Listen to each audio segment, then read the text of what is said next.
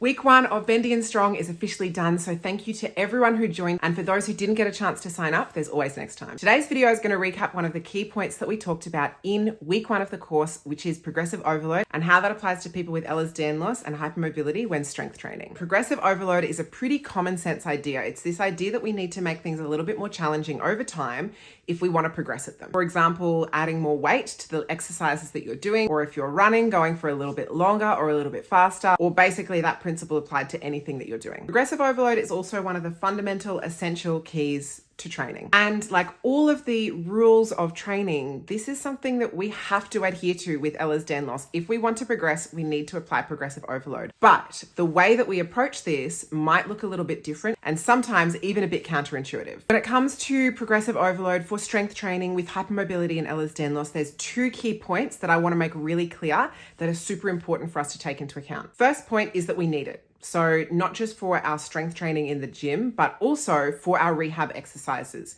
If your rehab specialist has given you some rehab exercises with no clear progression, or over time you've been doing the same things over and over and they're not actually planning on progressing, you will get to a point where you adapt to these exercises and then your body needs extra progression in order to continue adapting. But if you don't have that progression given to you, you may reach a plateau or even start to go backwards if the progression isn't there. So progression for rehab exercises is super important. That's point number 1. Now, point number 2 is that although we do need progressive overload, the rate at which we progress and the approach to progressing that the fitness industry sort of says, this is what's expected of you, sometimes is too much or just doesn't work for us with Ehlers-Danlos and hypermobility. And to set the scene for how this standardized approach to progression sometimes doesn't work for us, I'm going to paraphrase a message that I got actually from one of the course attendees talking about progression in their training. So this person said that they're wondering how slow or how fast they should actually be going with their progression in training. They seem to be stuck at the same sets or reps for a long time, sometimes weeks, but sometimes they try and progress faster than that and it just gets them injured, flared up,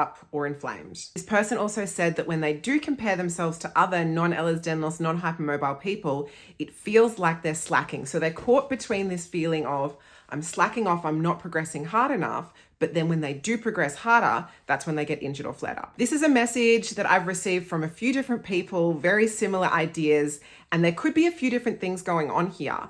But I think one of the lowest hanging fruit that we can look at is progressive overload. So the first thing I'm going to say here is we need to remove comparison to others from the equation. With Ehlers-Danlos and sometimes hypermobility as well, we usually need to take a different path.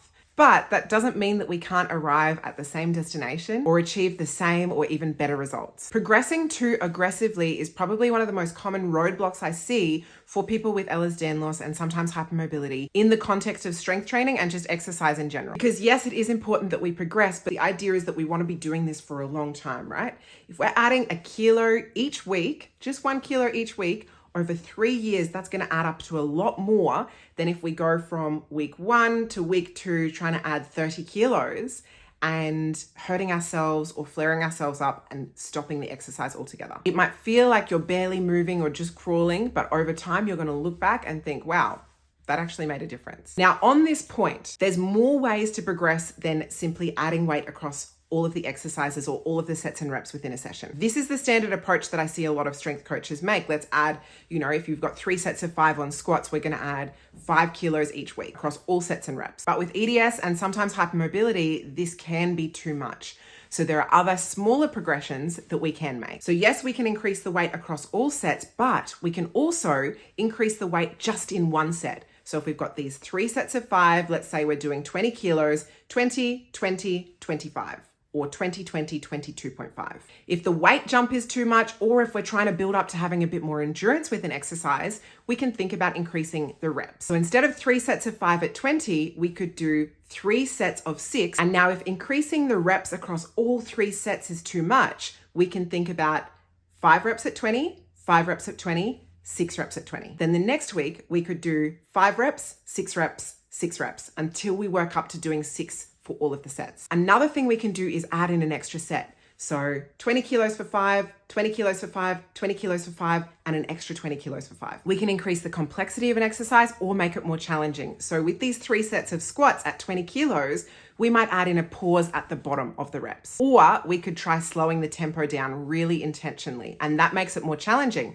So we might still do 3 sets of 5 at 20 kilos, or we might even need to reduce the load or reduce the reps, but we're making the exercise more challenging. Another way we can see that we've improved is if we actually improve in our capacity to do something. So if we do these 3 sets of 5 at 20 kilos and it completely annihilates us, then we come back in a week or several weeks and we do the same thing again and we feel really good afterwards. That is actually a sign that we've progressed. We can increase the frequency that we do something. So if we're doing these 3 sets of 5 squats and it's just once a week that we do them, by adding them in twice a week, actually progressing, even if we're just doing 3 sets of 5 in each of the sessions at the same weight that we were doing session 1. Now, the last 2 I'm going to say with a little bit of an asterisk next to them. So this needs to be taken within context because there are these 2 ways to progress that I sometimes will use, but only with a very specific intention. And those are reducing the rest or increasing the range of motion. Now, I hesitate to give these just blindly because a lot of people in the fitness industry, able-bodied people in the fitness industry,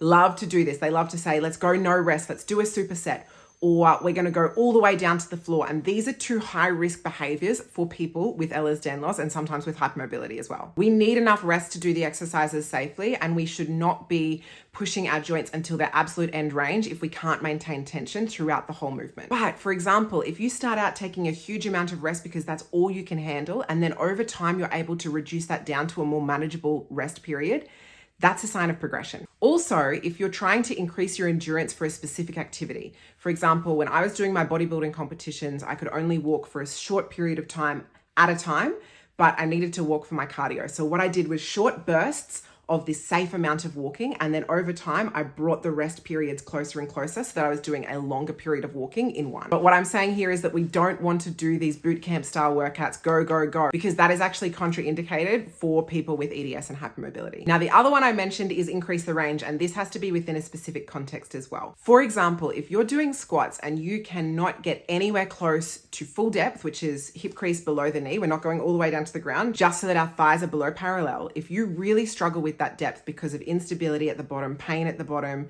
you lose your balance at the bottom, whatever it might be, and for whatever reason we need to reduce that range so that you're only really squatting a quarter of the way down, sitting onto a box and then squatting back up. We might make it your goal so that you get to squat until your knees are at 90 degrees. And doing this increasingly lower depth also makes the exercise more challenging. So over time, we might be staying at the same weight, staying at the same reps, but each week increasing that range that we're hitting very, very gradually. And that is a sign of progression as well. Now, something else I'm going to mention, which is really important for people with Ehlers-Danlos and sometimes hypermobility as well, is the idea that what we do throughout the day can also make our exercise more challenging. So if we're exercising at the end of the day and we're very exhausted because we've been doing a full day of work or whatever else we've been doing during the day, that is going to make the exercise harder. So if we are able to do a lot more first thing in the morning when we're exercising, and then one week we have to exercise later in the day, we will probably have to reduce our weights back, reduce our sets back, increase our rest, whatever we need for that session later in the day when we're coming in a fatigued state. This doesn't mean that we're going backwards necessarily. It just means that for our full capacity that we've got, our capacity is now reduced down because we're coming into the session tired, so we're working within that capacity. Now, it's important to think of all of these different levers for a couple of reasons. Firstly, I recommend that everyone records down what they're doing from a week-to-week basis. This allows you to celebrate all your small wins and really track over time to make sure you're progressing, even if it's in a tiny, tiny millimeter progression. Second reason is we don't have to buy into the fitness industry demand to constantly do more, add more weight each week. These tiny little progressions will add up over time to big progression. And thirdly, if you are feeling the same as that message that I got from one of the course attendees that said, every time I try and progress, I fall flat on my face, maybe you're pulling too many of these levers at once. So understanding that each of these is going to demand a little bit more from your body, maybe we need to be very, very strict about only increasing one at a time. Now, one more point I'm going to say on the importance of understanding these different levers is that Ehlers-Danlos is a fluctuating condition. So what this means is when we're on a high, we might be able to increase more of these at a time. But when things are feeling bad, when we're on that downward slope, we need to be careful about how many of these levers we're pulling at once. But also understanding that these are all levers means that we can still feel, okay, I am progressing in my sessions because I did one extra rep on this exercise and that's enough for today. Our rate of progression will be different from non-hypermobile and non-EDS people, and our own ability to progress over time is going to fluctuate. Final point I'm going to make on this is the idea of progressive overload, the importance of it is the fact that we're progressing. It's not where we start, and a lot of the time it's not even where we finish or how big of a jump we make along the way. It's the fact that we are slowly but surely moving forwards in a particular direction. And when we understand how important this ability to progress is, it allows us to take a step back and think, okay, I'm now going to start thinking a couple of steps ahead. So what I do in this session, as long as I'm making a slight improvement in some way, I don't have to go all out. I don't have to train until I puke. I don't have to do my max capacity in today's session. In fact, I'm going to be better off if I don't, because this still allows me room to progress in the following session and the following session after that. So it's not about filling up our maximum capacity in today's session. It's about working well and truly within, but slowly building it out so that our full capacity expands over time. So to recap on what we covered in this video, firstly, we need progressive overload, and not just for our strength stuff in the gym, but for our strength and stability rehab exercises as well, and just with exercise in general. Second thing is there are more than one ways to progress. We don't just have to add weight on across all of our exercises each week. Thirdly, we will probably not be able to progress at the same rate of other people, and our ability to progress in ourselves will fluctuate with the condition. And lastly, it's not about where we start, where we finish, or how big of a jump we're making. We want to make these tiny little jumps that add up over time. We're never training to our full capacity. We're always training well and truly within our capacity. Think about two balloons sitting inside each other. We never want to blow the inner balloon up so much that it pops the outer balloon. It's always sitting inside that balloon. And over time, the two will expand together. Thank you so much for joining me for this video. I can't wait for the next week of content. If you're not enrolled in the course, then put your name on the wait list. I'll link it down below. Can't wait to see you there.